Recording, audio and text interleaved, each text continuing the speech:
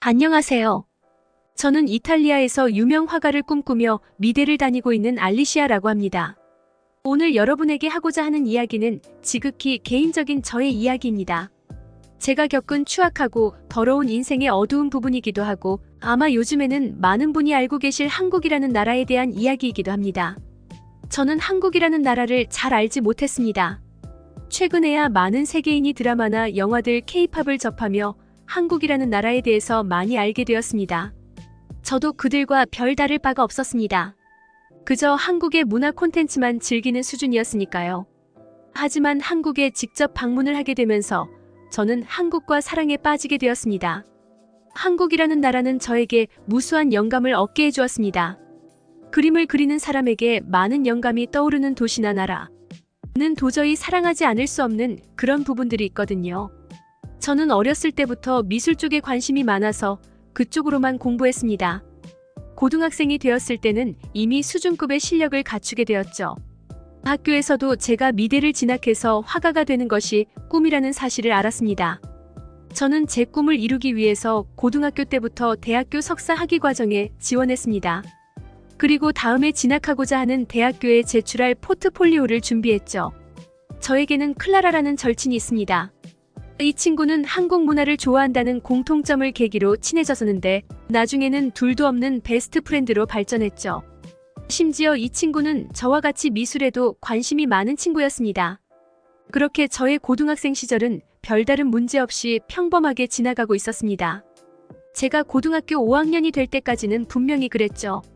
한국과는 다르게 이탈리아에서는 고등학교가 5년 과정입니다. 미술대학교 진학을 위해 이런저런 준비를 하고 있을 때 학교 선생님께서 대학 입시를 준비하는 사람들을 위주로 특별한 과제를 내주셨습니다. 그리고 이 과제로 인해 저는 평생 잊지 못할 충격적인 경험을 하게 되었죠. 자유주제로 미술작품을 그려 제출하도록 주어진 과제였습니다. 저는 평소에 관심이 많던 한국이라는 나라의 특정 문화와 관련된 주제로 그림을 그렸습니다. 그리고 학교에 제출했죠. 하지만 저는 다른 학생들과는 다르게 각 다른 주제로 그림을 2개를 그려서 제출하라고 당부받았습니다. 해당 과제를 주신 선생님에게서요. 저는 처음에 이런 담임 선생님의 요구가 저를 위한 일인 줄로만 알았습니다. 제가 미대에 진학하여 화가가 되는 것이 꿈인 것을 알기에 제가 잘 되라고 그러는 줄 알았죠. 그런데 과제를 제출한 지 얼마 되지 않아 큰 사달이 나고 말았습니다. 다음에 대학 입시 제출용 포트폴리오에 제출하기 위해 선생님에게 제출한 과제를 돌려받으려고 했습니다. 하지만 2개의 작품 중 1개만 돌려받았습니다. 나머지 1개는 분실되었다고 했죠. 처음에는 그런 줄로만 알았습니다. 그렇게 시간이 흘러 대학 진학을 위해 각자 바쁜 시간을 보내고 있을 때였습니다.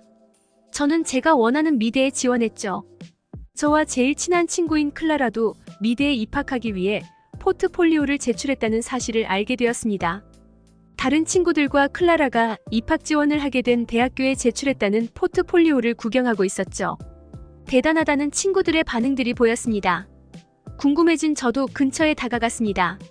그리고 그 자리에서 큰 충격을 받고 말았죠. 클라라가 대학교에 제출했다는 포트폴리오 중에는 고등학교 과제 중 분실된 작품 1개가 포함되어 있었거든요. 이건 내 거잖아. 내 그림이 왜 클라라한테 있는 거야? 저는 너무 혼란스러웠습니다. 그래서 클라라한테 물어보았죠. 클라라, 그 그림 혹시 내가 과제로 제출했던 그림 아니야? 그게 왜 거기에 있어? 제 물음에 클라라의 표정은 조금씩 굳어져만 갔습니다. 그리고 거기에는 더 이상 제가 알던 클라라는 없었습니다. 뭐 문제될 거 있어? 너도 어느 정도 눈치채고 있었던 거 아니었냐고. 내가 왜 너 같은 애랑 친구를 했다고 생각해? 한국? 난 그런 나라가 어디 있는지도 몰라.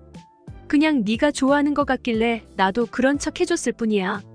절친이라고 생각했던 클라라는 제 생각과는 완전히 다른 생각을 가지고 있었습니다.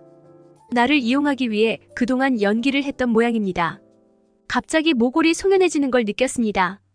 그러면서 클라라는 연기자로 나서면 아마 천만 배우가 될 상이라고 생각했습니다.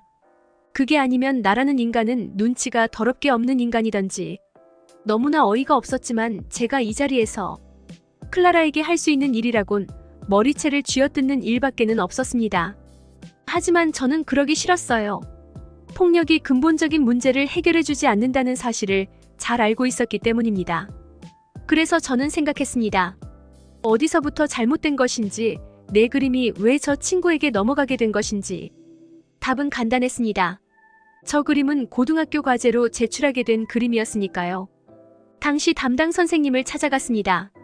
그리고 제 그림을 훔쳐간 클라라에게 들었던 이야기보다 더 끔찍한 이야기를 듣고 말았죠. 저런, 클라라에게 이야기는 들었다. 많이 놀랐겠구나. 일단 침착하고 내 말을 좀 들어보렴.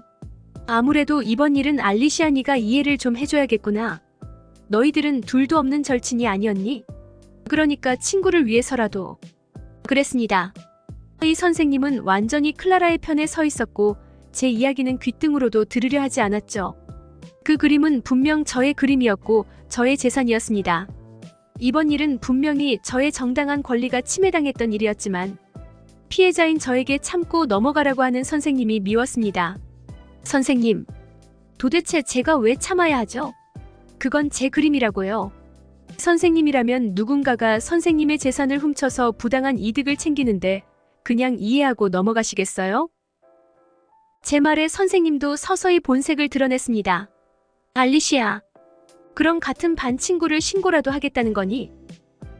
너 정말 그런 애밖에 안 됐어? 정말 실망이구나. 너 아직 졸업한 거 아니야. 내 말 한마디면 너가 그렇게 원하는 대학교에 미끄러질 수도 있다고. 여태까지 저를 위해서 관심을 주고 챙겨준 줄 알았던 선생님은 사실 그 모든 것들이 저를 이용하기 위해 했던 행동들이라는 걸 깨달았습니다. 어쩌면 클라라와 선생님에게는 제가 모르는 모종의 관계가 있을지도 모른다고 생각했죠. 그렇지 않다면 말이 안 되는 상황이니까요.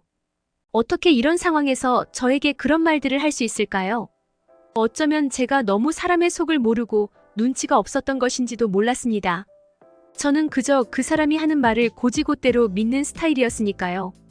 하지만 사람이라는 동물은 앞에서 웃으면서 뒤에서 칼을 꽂 을 수도 있는 종족이라는 것을 새삼 느꼈습니다. 순간적으로 경찰에 신고해서 정의를 구현하고 제 권리를 찾을까도 생각했지만 그러기엔 지금의 제 상황이 좋지 않았습니다. 선생님의 말씀대로 지금 저에겐 일생일대의 일들을 눈앞에 두고 있었고 선생님의 말씀 한마디에 제가 불리한 상황이 될지도 몰랐으니까요. 억울하지만 잊어버리고 저의 인생을 살아가리라 마음먹었습니다. 그렇게 시간은 흘러 제가 그토록 원하던 대학교에 진학하여 처음으로 등교를 하는 날이었습니다. 그리고 첫 수업의 강의실에서 저는 제 눈을 의심하게 되었죠. 그곳에는 제 그림을 훔쳤던 한때는 절친이었던 클라라가 있었습니다. 그녀가 부정한 방법으로 진학한 대학교가 바로 저와 같은 대학교였던 것이죠. 그런 주제에 그녀의 행동은 아주 떳떳했습니다.